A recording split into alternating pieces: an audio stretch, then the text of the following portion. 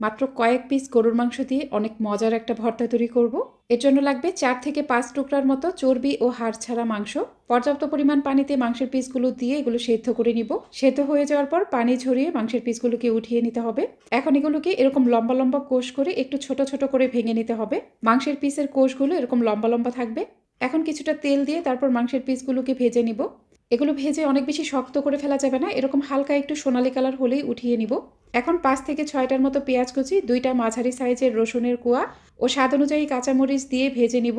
এরকম অর্ধেকটা ভাজা হয়ে যাওয়ার পর দিয়ে দিব 1/2 ইঞ্চি পরিমাণ আদা কুচি। আদা অবশ্যই মিহি কুচি করে কেটে নেবেন। আদা দেওয়ার পর আরেকটু ভাজবো। সব কিছু এরকম ভাজা হয়ে গেলে এবং এরকম নরম নরম থাকা অবস্থায় উঠিয়ে নিব।